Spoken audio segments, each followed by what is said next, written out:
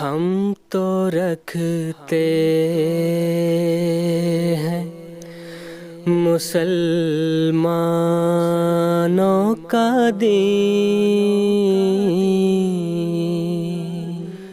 دل سے ہے خدا میں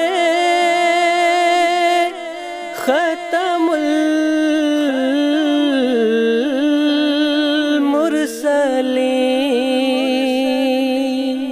آج کی ہماری پوڈ کاسٹ ہے کہ احمدیوں کو نان مسلم قرار دینے والا فیصلہ مذہبی تھا یا سیاسی۔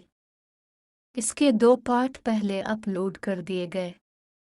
آج ہم مزید کچھ واقعات پیش کریں گے۔ اس سے پہلے حضرت مسیح موعود علیہ السلام کا ایک اقتباس ہے: اگر اللہ کے ساتھ صدق و وفا میں ترقی کرے تو نور علی نور۔ آج کی ویڈیو میں جو قومی اسمبلی میں موجود مولوی اللہ وسایہ اور دوسرے مولانا اور مولویوں کا ذکر کریں گے، ساری حقیقت بیان کریں گے۔ کمنٹ سیکشن میں رائے ضرور دیں۔ جو چینل پر نئے ہیں وہ سبسکرائب اور ویڈیو کو شیئر ضرور کر دیں۔ زیر نظر کتاب کی اشاعت اول جولائی 2000 ظاہر کی گئی ہے، مگر اللہ وسایہ صاحب کی طرف سے رقم کردہ دیباچہ کے آخر میں اس کتاب کو جدید اور خوبصورت ایڈیشن قرار دیا گیا ہے، جس سے ظاہر ہوتا ہے کہ یہ کتاب کی اشاعت اول نہیں ہے۔ امر واقع یہی ہے کہ اس سے پہلے 1994 میں اللہ وسایہ صاحب کی طرف سے ایک کتاب قومی اسمبلی میں قادیانی مقدمہ 13 روزہ کارروائی کے نام سے شائع ہو چکی۔ اس وقت اللہ وسایہ صاحب نے جو مقدمہ تحریر کیا اس میں یہ لکھا: اس وقت اسمبلی کے اراکین مفکر اسلام مولانا مفتی محمود شیر اسلام مولانا غلام غوث ہزاروی شیخ الحدیث حضرت مولانا عبدالحق اور دوسرے اکابر سے اسمبلی کی کارروائی کے متعلق زبانی اور تحریری جو معلومات حاصل ہوتی رہیں، ممبران اسمبلی سے سوالات و جوابات کی تفصیل قلم بند ہوتی رہی۔ مولانا محمد شریف جالندھری اور مولانا محمد حیات فاتح قادیان کی یادداشتوں سمیت جو کچھ بن پڑا حاضر خدمت ہے۔ گویا اس بات کے تو اللہ وسایہ صاحب خود اقبالی ہیں کہ قومی اسمبلی کی 13 دن کی جو مبینہ کارروائی انہوں نے شائع کی تھی اسے اسمبلی کے ریکارڈ سے مرتب نہیں کیا تھا، بلکہ یہ بھان متی کا کنبہ انہوں نے زبانی اور تحریری معلومات اور مختلف اراکین سے حاصل کردہ یادداشتوں سے جوڑا تھا۔ حالانکہ اسمبلی کے قواعد کی روح سے موصوف کے اکابرین اللہ وسایہ صاحب کو یہ معلومات مہیا کرنے کے مجاز ہی نہیں تھے، لہذا اللہ وسایہ صاحب نے یا تو ان مرحوم اکابرین پر قواعد کی خلاف ورزی کا داغ لگایا یا خود جھوٹ کے مرتکب ہوئے۔ 1994 کی اشاعت کے مقدمے میں اللہ وسایہ صاحب نے مزید لکھا: میں یہ تو عرض کرنے کی پوزیشن میں تو نہیں کہ تحریک ختم نبوت 74 کی یہ دوسری جلد قومی اسمبلی کی مکمل کارروائی پر مشتمل ہے، تاہم اگر کسی دن قدرت کو منظور ہوا اور یہ کارروائی حکومت نے شائع کر دی تو انشاءاللہ العزیز ہمیں اپنی دیانت پر اتنا اعتماد ہے کہ اب کو سوائے تفصیل اور اجمال کے اور کوئی فرق نظر نہیں آئے گا۔ یہ ان کا دوسرا 5 اقرار تھا کہ کارروائی مکمل نہیں بلکہ بقول ان کے صرف اجمال ہے، حالانکہ دراصل جسے وہ اجمال قرار دے رہے تھے وہ اجمال نہیں قط و برید اور تحریف کا شاہکار تھا۔ اب اسی کارروائی کو جسے اجمال کے پردے میں شائع کیا گیا تھا بڑی ڈھٹائی سے مکمل روداد کے نام سے شائع کر دیا گیا ہے۔ چنانچہ زیر نظر کتاب میں اللہ وسایہ کا یہ دعویٰ ہے کہ آج سے سالہ سال پہلے جنوبی افریقہ میں قادیانیوں کے بارے میں ایک کیس تھا۔ اس کیس کی پیروی کے لیے رابطہ عالم اسلامی مکہ مکرمہ نے صدر پاکستان جناب محمد ضیاء الحق صاحب مرحوم سے وفد بھجوانے کی درخواست کی۔ پاکستانی حکومت نے مولانا تقی عثمانی جناب محمد افضل چیمہ سید ریاض الحسن گیلانی مولانا مفتی زین العابدین جناب پروفیسر غازی محمود احمد کو افریقہ بھجوا دیا۔ عالمی مجلس تحفظ ختمی نبوت کی طرف سے حضرت مولانا محمد یوسف لدھیانوی شہید ختم نبوت حضرت مولانا عبدالرحیم اشر اور عبدالرحمن یعقوب باوا کیس کی پیروی کے لیے افریقہ گئے۔ قومی اسمبلی میں قادیانی اور لاہوری مرزائیوں پر جو جرا ہوئی تھی، جناب جنرل ضیاء الحق صاحب نے اپنے خصوصی آرڈر سے پاکستانی وفد کو اس کی مکمل کاپی فراہم کر دی۔ حضرت مولانا مفتی محمود مرحوم، حضرت مولانا غلام غوث ہزاروی مرحوم، مولانا عبدالحق صاحب مرحوم کی یادداشتوں اور ان کو بحیثیت ایک ممبر قومی اسمبلی جو کارروائی کی کاپیاں ملتی تھیں، اس مواد سے زیر نظر کتاب کو جنوبی افریقہ بھیجی جانے والی اصل کارروائی کے ساتھ ملا کر کتاب کو فائنل کر دیا گیا ہے۔ گویا اب بھی موصوف واضح طور پر یہ نہیں کہہ رہے کہ یہ اصل کارروائی کا مکمل ریکارڈ ہے، بلکہ ان کا کہنا یہ ہے کہ یادداشتوں کو ضیاء الحق صاحب کی فراہم کردہ مکمل کاپی اور جنوبی افریقہ بھیجی جانے والی اصل کارروائی کے ساتھ ملا کر کتاب کو فائنل کر دیا گیا ہے، مگر یہ بات بھی جھوٹ سے خالی نہیں۔ اللہ وسایہ صاحب کا کہنا یہ ہے کہ آج سے سال پہلے جنرل ضیاء الحق نے اپنے خصوصی آرڈر سے پاکستانی وفد کو اس کارروائی کی مکمل کاپی فراہم کر دی۔ جناب اللہ وسایہ نہ تو پاکستانی وفد میں شریک تھے اور نہ ہی ان علماء میں ان کا نام دکھائی دیتا ہے جو عالمی مجلس تحفظ ختم نبوت کی طرف سے جنوبی افریقہ گئے، اور نہ ہی وہ یہ بتاتے ہیں کہ وفد کے کس رکن سے انہوں نے جنوبی افریقہ بھیجی جانے والی کارروائی حاصل کی۔ جنوبی افریقہ والے مقدمات 1994 سے بہت پہلے سے تعلق رکھتے ہیں اور پاکستانی وفد بہت پہلے جنوبی افریقہ جا چکا تھا۔ لہٰذا اگر جنوبی افریقہ والے مقدمے کی پیروی کے دوران کارروائی کی نقل حاصل ہو چکی تھی تو اللہ وسایہ صاحب نے اس وقت یہ ذکر کیوں نہ کیا؟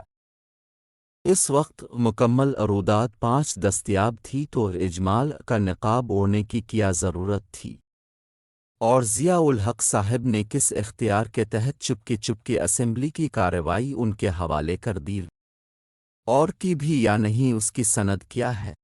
وزیر قانون کا ریزولوشن اور حزب اختلاف کی تحریک 30 جون 1974 کو پیش کیے گئے تھے۔ اللہ وسایہ صاحب نے کارروائی کا آغاز 5 اگست 1974 کی کارروائی سے کیا ہے۔ 5 اگست سے تو جرح کا آغاز ہوا۔ 30 جون اور 5 اگست کے درمیانی عرصہ کی کارروائی بھی غائب ہے۔ وہ بیان جس پر جرح کی گئی وہ بھی غائب ہے۔ الغرض یہ بات تو واضح ہے کہ اللہ وسایہ کی شائع کردہ کتاب قومی اسمبلی کی خصوصی کمیٹی کی مکمل کارروائی ہرگز نہیں۔ اسے مکمل کارروائی قرار دینا جھوٹ اور تلبیس کے سوا کچھ نہیں۔ 13 دن کی کارروائی کی جو نامکمل رپورٹ ممبران اسمبلی کو مہیا کی جاتی رہی، اس کا حجم بھی 2-2.5 ہزار صفحات سے کم نہیں تھا۔ جرح کے دوران حضرت مرزا ناصر احمد صاحب آیاتی قرآنی، احادیث اور عربی حوالہ جات پڑھتے رہے، جو کارروائی قلم بند کرنے والا عملہ قلم بند نہیں کر پاتا تھا، اور کارروائی میں وہ حصے درج نہیں ہوتے تھے۔ حضرت مرزا ناصر احمد صاحب نے طویل اقتباسات اسمبلی میں پڑھ کر سنائے تھے، جن میں سے کسی کا بھی اللہ وسایہ کی شائع کردہ کارروائی میں پتہ نہیں ملتا۔ بسا اوقات سوالات انگریزی زبان میں ہوتے تھے اور وہ انگریزی ہی میں درج تھے، ان کا کوئی ذکر اس کارروائی میں نہیں ملتا۔ حضرت مرزا ناصر احمد صاحب نے بعض سوالات کے جواب میں تحریری بیان بھی داخل کیے تھے، وہ تحریری بیان کیا تھے، وہ کہاں ہیں؟ ان کا بھی یہاں کوئی ذکر نہیں ملتا۔ وہ تفصیل سے اپنی بات سمجھانے کے لیے بیان دیتے رہے، اور اراکین اسمبلی ان کے جوابات سے اتنے متاثر تھے کہ جناب مفتی محمود کی نیند اڑ گئی۔ اس بارے میں مفتی محمود صاحب کا شائع شدہ اقرار موجود ہے۔ قومی اسمبلی کے روبرو کارروائی کے دوران اپنے محضر نامے میں بھی اور جرح کے دوران سوالات کے جواب میں بھی امام جماعت احمدیہ حضرت مرزا ناصر احمد صاحب نے دیوبندی مسلک کے بزرگ مولانا قاسم نانوتوی، بریلوی مسلک کے بزرگ مولانا احمد رضا خان بریلوی، اہل حدیث مسلک کے بزرگ نواب صدیق الحسن خان صاحب کے حوالہ جات اور دیگر بزرگان کے طویل حوالہ جات پیش کیے اور پڑھ کر سنائے تھے، جن کا ان دنوں قومی اسمبلی کے اراکین میں بڑا چرچا تھا۔ اللہ وسایہ کی شائع کردہ مبینہ کارروائی میں ان حوالہ جات کا کہیں ذکر نہیں ملتا۔ اگر واقعی ان کے پاس مکمل کارروائی موجود ہے تو ان حصوں کو شائع نہ کرنا سری بددیانتی ہے۔ آخر قومی اسمبلی میں بلانے کا مبینہ مقصد یہی تھا کہ جماعت احمدیہ کو اپنا موقف بیان کرنے کا موقع دیا جائے۔ جو وضاحتیں دی گئیں اگر وہ غائب کر دی جائیں تو سمجھا یہی جائے گا کہ ان وضاحتوں سے احمدیوں کے خلاف گمراہ کن پروپیگنڈے کا تار پود بکھر کر رہ گیا تھا، ورنہ وہ وضاحتیں جو بقول ان کے مکمل کارروائی میں ان کے پاس موجود ہیں انہوں نے اپنی کتاب میں شائع کیوں نہیں کیں؟ اور اگر مکمل ریکارڈ موجود نہیں ہے تو اپنی کتاب کو مکمل ریکارڈ کا نام کیوں دیا؟ ختم نبوت کے مقدس نام پر دین کی خدمت کے لیے نکلے ہیں تو یہ دھوکہ دہی اور فریب کیوں؟ بدقسمتی سے وطن عزیز ان دنوں مذہبی منافرت اور عدم میں رواداری کی گرفت میں ہے۔ رواداری برداشت اور صبر و تحمل انقا ہے، منافرت کی فتنہ سامانیہ آزاد اور بے لگام ہے، مقولیت اور اعتدال پسندی تشدد کے ہاتھوں یرغمال بن چکے ہیں۔ احمدیوں پر پابندیاں، مقدمات کی بھرمار، تبلیغ پر پابندی، اخبارات و جرائد پر پابندی، اللہ وسایہ صاحب سیاسی اقتدار کی ساز باز سے ان سب زنجیروں کا بندوبست کر کے احمدیوں کو للکارتے پھرتے ہیں۔ اگر واقعی خود پر بھروسہ ہے تو احمدیوں کے ساتھ مل کر یہ مطالبہ کریں کہ احمدیوں کے جرائد اور رسائل پر پابندیاں ختم کی جائیں اور تبلیغ پر پابندی ختم کی جائے تو خوب کھول جائے گا کہ کس کے نصیب میں شکست اور کس کے مقدر میں آسمان نے فتح لکھ دی ہے۔ اس طرح کی جالسازی اور مفسدانہ کارروائیوں سے حق نہ کبھی چھپا ہے اور نہ کبھی چھپے گا۔ یوٹیوب چینل میسج آف اسلام۔ جو آج دنیا میں ہو رہا ہے وہ اب سب اپنی آنکھوں دیکھ رہے ہیں۔ پاکستانی قوم تو اپنے ہاتھوں خود ہی برباد ہو رہی ہے۔ کسی بھی فتنے کے 4 دور ہوتے ہیں، 4، اس کی ابتدا، اس کا عروج، اس کا زوال اور اس کا اختتام۔ قادیانیت کی ابتدا یہ ہے کہ اسے انگریز نے پیدا کیا۔ قادیانیت کا عروج یہ ہے کہ پاکستان میں ان کے 17 جرنیل تھے، پاکستان میں ان کے 17 جرنیل تھے۔ چلو اچھا ہوا 17 قادیانی جرنیل نکال کر پاکستان نے ترقی کر لی، آگے بولو۔ اور پاکستان میں یہ اقتدار کے خواب دیکھتے تھے۔ جن کا پوری دنیا کے دلوں پر راج کرنے کا پلان ہے، انہوں نے صرف پاکستان پر راج کر کے کیا کرنا ہے۔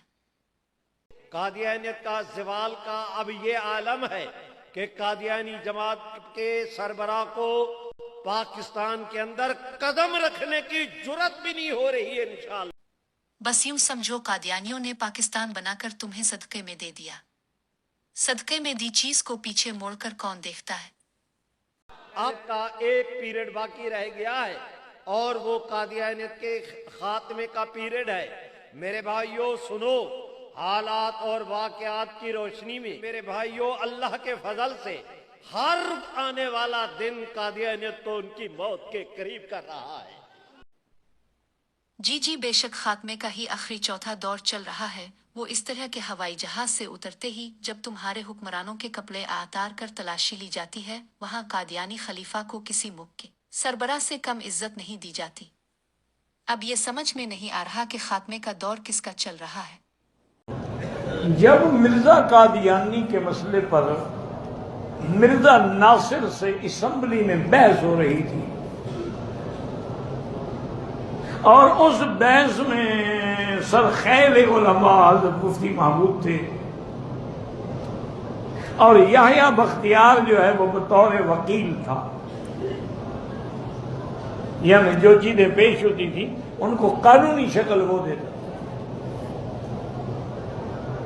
تو ایک دن مرزا ناصر نے یہ کیا کہ اتنی بڑا بنڈل اخباروں کا اور اشتہاروں کا لے کے آیا اور اس نے کہا کہ جناب سپیکر یہ پڑھیں، یہ بریلوی علماء نے فتویٰ دیا ہے کہ دیوبندی کافر ہے۔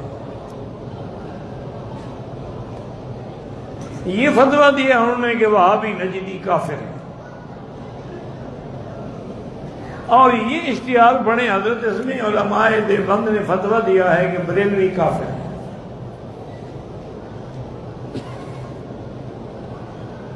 اور اسی طرح یہ اشتہار دیکھیں، اس میں اہل سنت نے فتویٰ دیا ہے کہ شیعہ کافر ہے،